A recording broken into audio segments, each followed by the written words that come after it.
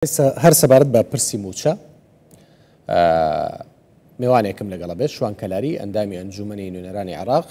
لە فراکسیۆنی پارتی لە کەلارەوە لەگەڵمان دەبێت. کاک شوانم کاتتان باش. پێم خۆشە زانیاریەکان لە بەڕێستان با بڵێن وەربگرم و یاخود پشتڕاستی بکەمەوە. سبەی بڕیارە درێت لەبارەی ناردنی موچەی مانگی شەشی فەرمانبەرانی هەرێمی کوردستان. ئەمڕۆ سەرچاوێک بەمنی گوت سبەی بە ئەگەرێکی زۆر زۆرە، تەنانەت گوتی 100% بڕیارە درێت، چونکە هیچ نەماوە. حکوومەت هەرێمی کوردستان هەمووی کردووە و ماوە حکوومەتی عێراقی بەس بڕیار بدا. بەڵام ئایا لە عێراق شت هەیە 100%؟ باشە لەوانەیە ئەمڕۆ بڕیار بدێت سبەی پەشیمان ببنەوە. سبەی بڕیارێک درێت یاخود نا؟ زۆر سوپاس. بەڵێ خۆی لە حەقیقەتا نازانین چ بڕیارێکە درێ، بەڵام زنجیرەیە کۆبوونەوەی گرنگ هەیە.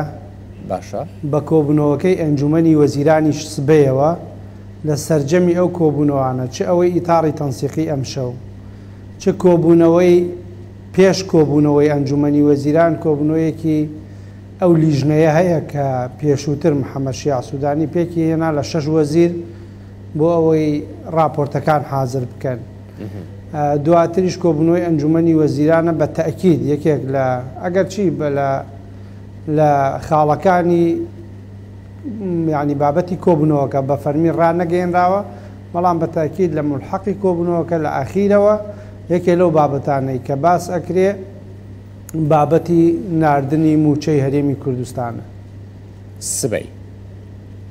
چکڵەن لەوانەیە لە کۆبوونەوەش نەبێت، لە دەرەوەی کۆبوونەوەکەش بڕیارەکە بدرێ. ئەم شەش کۆبوونەوەی چوارچەوەی هەماهەنگی هەیە لەسەر هەما پرس خۆش گوتی زنجیرەیە کۆبوونەوە هەن. ئەم شەو جا پێم خۆشە ئەم شەو کۆبوونەوەی چوارچەوەی هەمە پێم خۆشە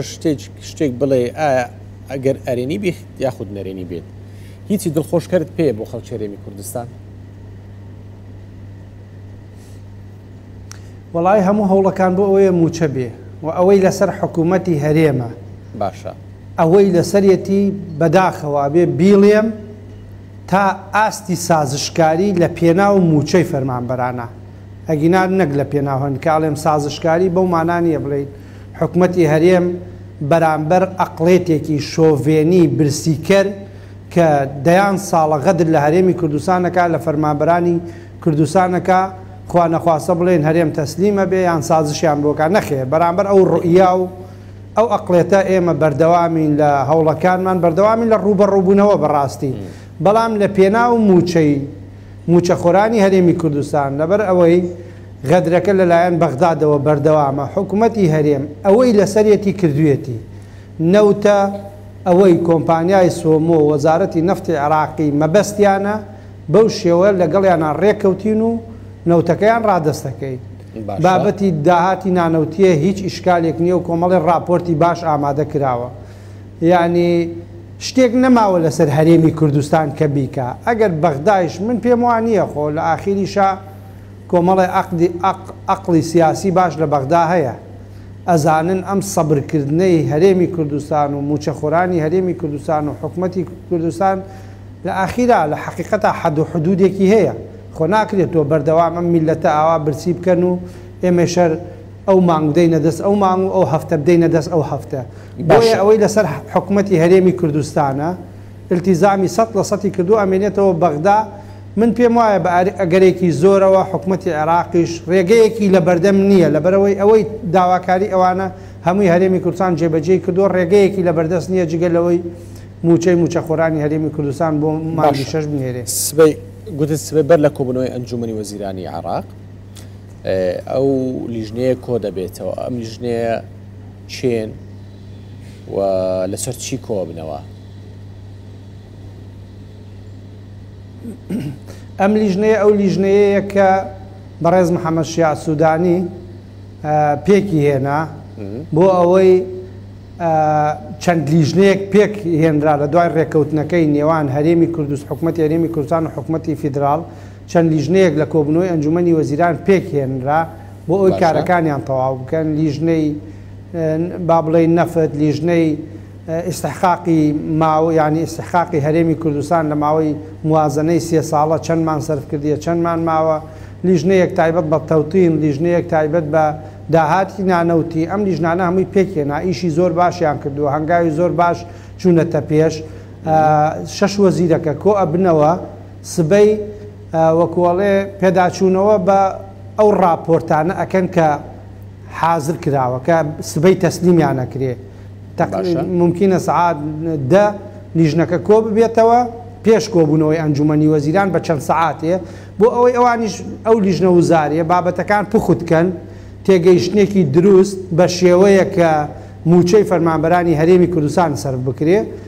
ڕوئیای خۆیان بۆ چوونی خۆیان راپۆرتی خۆیان بەرمەبنای ئەو راپۆرتانەی کە سبەی ئەدرێتە ئەو لیژنە بیبەنە کۆبوونەوەی ئەنجومەنی وەزیران و لەوێ بڕیار بدرێ کەواتە ئەوان ڕاستپاردەی خۆیان دەدەنە محەممەد شیع سوودانی محەممەد شیع سوودانی و ئەنجومەنی وەزیران بەڵێ بۆ ئەوەی لەوێ بڕیارێک بدرێت ئاگات لە کاروباری ئەو لیژنەیە هەیە ئایا ئەوەی کە لیژنەکە بڕیار دەدات ئەوەی کە تۆ زانیاریت هەبێ لە بەرژەوەندی موچەخۆرانی هەرێمی کوردستانە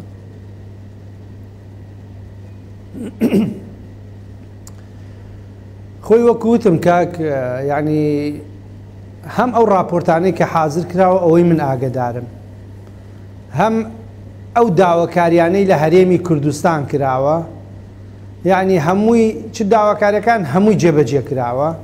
تەنها ئەوە نەبێ ئەمە بابەتێکی علەنیە ئاشکرایە حکوومەتی هەرێم ڕایگەیاندووە وەزارەتی نەوتی عێراق خۆی لیژنەی ناردووەتە سەر حەقلەکانی نەوت لە ئەنجامی بە ئامانجگرتنی بە درۆن نەوت 230,000ەکە یعنی ئینتاج نییە لە ئێستادا ئەوەی ڕادستی سۆمۆ بکرێ لەگەڵ 50,000 بۆ ناوخۆی لەوە کەمترە یعنی ئەمە وەزارەتی نەوتی عێراقیش ڕایگەیاندووە دوای پشکنینیان بۆ حەقلەکانی نەوت بۆیە لە ئێستادا ئەوەی کە هەیە سبەی لەو راپۆرتەی کە وەزارەتی نەوتی عێراق لەگەڵ وەزارەتی سامانە سروشتیەکانی هەرێم لەگەڵ کۆمپانیای سۆمۆ حازریان کردووە یعنی ئاماری دقیق و دروست ئەدەن کە هەرێمی کوردستان ئەتوانێت چەند نەوت لە ڕێگەی سۆمۆ هەناردە بکە و لەبەر ئەوەی پێشووتر لە ڕێکەوتنی نێوان هەردوو حکوومەت قەرار لە سەر 230,000 بۆ سۆمۆ و 50,000 بۆ ناوخۆ یعنی بۆ بەکارێنانی ناوخۆ دراوە بۆیە پێویستە ئەنجومەنی وەزیران بە ئامادەبوونی سەرۆک وەزیران بڕیار بدا ئەگەر لەوە کەمتر بێ وەربگیرێ یعنی ئەگەر ناخۆ ئەگەر ئێمە 230,000ەکەمان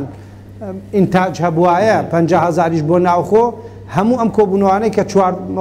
20 ڕۆژە و دوای ڕێکەوتنەکە موچە تەخیر بووە هەموو ئەم کۆبوونەوانە ئەبووە زیادە یەکسەر ڕاستەوخۆ 230,000ەکە تەسلیمەکرێ بەڵام لەبەرەوەی ئینتاج لە 230,000 کەمترە ڕێکەوتنەکەش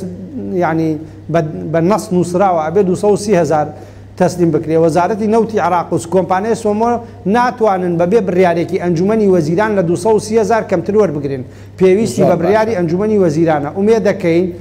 بە گوێرەی و زانیاریانەی من هەمە بابەتەکە بە شێوەیەکە کە ئینشەڵا لە بابەتی نەوتا کێشە نامێنێ لیژنەکانیش لەگەڵ تورکیایشە بەرەو پێشچوونی باش ڕۆیوە لە ڕووی تەکنیکیەوە بۆ ڕێکە حازرە تقریبا لە ڕێ وەکوتم لە ڕووی لەگەڵ تورکیایشا گەیشتنێتە نیمچە ڕێکەوتنێکی بەرەو کۆتایی ئەوەی ئەمێنێتەوە داهاتی نانەوتیە بۆ مانگی 6 هیچ کێشەیەک لە داهاتی نانەوتیان نییە چونکە بە گوێرەی ڕێکەوتنەکە بۆ مانگی 6 حکوومەتی هەرێمی کوردستان 120 ملیار ڕادستی حکوومەتی فیدراڵەکە و پارەکە حازرە و هیچ ئیشکالێک نییە زۆر باشە سوپاس بۆ بەڕێز شوان کەلاری ئەندامی ئەنجومەنی نوێنەرانی عێراق کە لە کەلارەوە لەگەڵمان بوو زۆر سپاس